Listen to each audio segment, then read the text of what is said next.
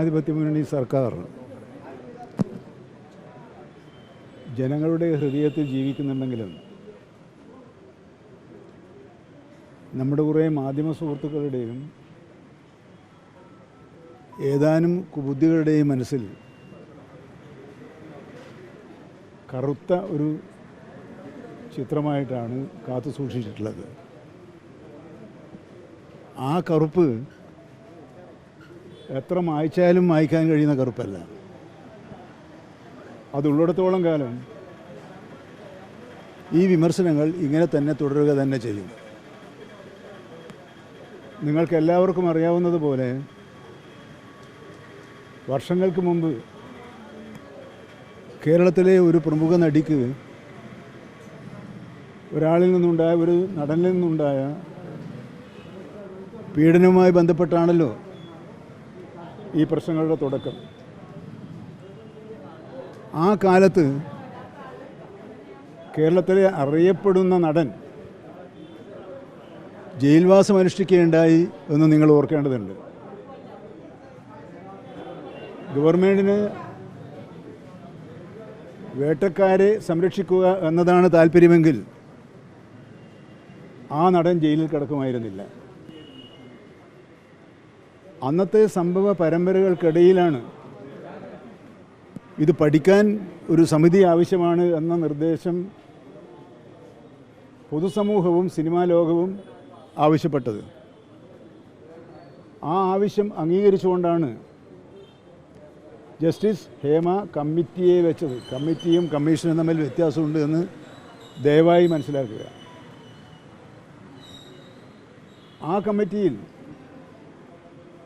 പ്രഗത്ഭയായ ആ ജസ്റ്റിസിന് പുറമെ സിനിമാ ലോകത്തെ അത്ഭുത പ്രതിഭാസമായിരുന്ന നടി ശ്രീമതി ശാരദയും സിവിൽ സർവീസിലെ സത്യസന്ധതയ്ക്ക് മാതൃകയായി പ്രവർത്തിച്ച വത്സലയും മെമ്പർമാരായത്.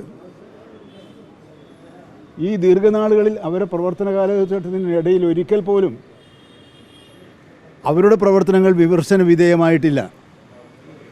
അപ്പോൾ വിമർശനത്തിന് അതീതമായ ഒരു നിലപാട് സ്വീകരിച്ചുകൊണ്ട് നിഷ്പക്ഷമായ പഠനം നടത്തിയാണ് റിപ്പോർട്ട് മുഖ്യമന്ത്രിക്ക് സമർപ്പിക്കുന്നത്.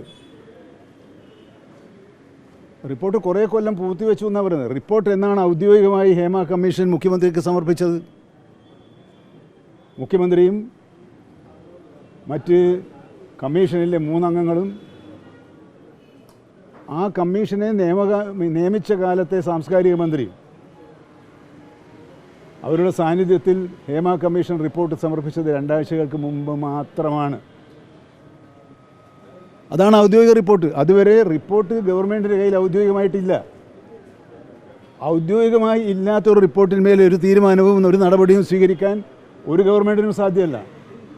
ഔദ്യോഗികമായി മുഖ്യമന്ത്രിക്ക് ഞാൻ പറഞ്ഞതുപോലെ 2 ആഴ്ച മുമ്പാണ് സമർപ്പിച്ചത്. അന്ന് മുതൽ പ്രവർത്തനം ആരംഭിച്ചോ?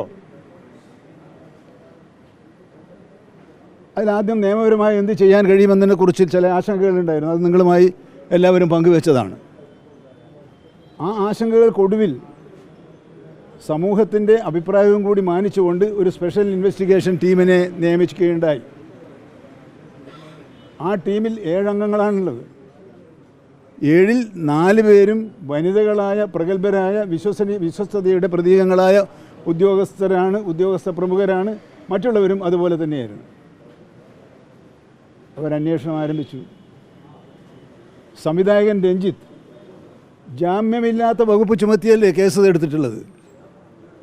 അങ്ങനെയായിരുന്നു മുൻകാലങ്ങളിൽ നമ്മുടെ നാട്ടിലുണ്ടായിരുന്നത്. അത്രയും കർക്കശമായ നിലപാട്, വസ്തുതാപരമായ നിലപാട് സ്വീകരിച്ചുകൊണ്ട്, എന്നാൽ ആ നിലപാടുകൾ സ്വീകരിക്കുമ്പോൾ കോടതിയിൽ ചോദ്യം ചെയ്യപ്പെട്ട് വേട്ടക്കാർ രക്ഷിക്കപ്പെടാൻ പാടില്ല എന്ന ജാഗ്രത കാണിക്കേണ്ടതുമുണ്ട്. ആ ജാഗ്രതയാണ് ഞങ്ങൾ കാണിച്ചുകൊണ്ടിരിക്കുന്നത്. അതുകൊണ്ട് ഒരു പ്രമാണിയെ രക്ഷിക്കാനുള്ള ഒരു നിലപാടും സർക്കാർ സ്വീകരിക്കുകയില്ല. ശിക്ഷ ഉറപ്പുവരുത്താൻ ആവശ്യമായ നിലപാടുകളുമായി ഈ ഗവൺമെൻറ് മുന്നോട്ട് പോകും. സിനിമാ ലോകത്തെ അടച്ചാക്ഷേപിച്ച് ആയിരക്കണക്കിന് കലാകാരന്മാരും കലാകാരികളും മറ്റ് ടെക്നീഷ്യന്മാരും പ്രവർത്തിക്കുന്ന ഒരു വലിയ സാമ്പത്തിക വ്യവസായ മേഖലയാണ് സിനിമ. ആ സിനിമയെ ആകെ തകർക്കുന്ന വിധത്തിലുള്ള നിലപാടും സ്വീകരിക്കാൻ പാടില്ല. ഇത് രണ്ടും നമ്മുടെ സംസ്ഥാനത്തിൻ്റെയും ജനങ്ങളുടെയും അഭിലാഷമാണ്. ഈ അഭിലാഷങ്ങൾക്കനുസരിച്ചാണ് ഗവൺമെൻറ് പ്രവർത്തിക്കുക.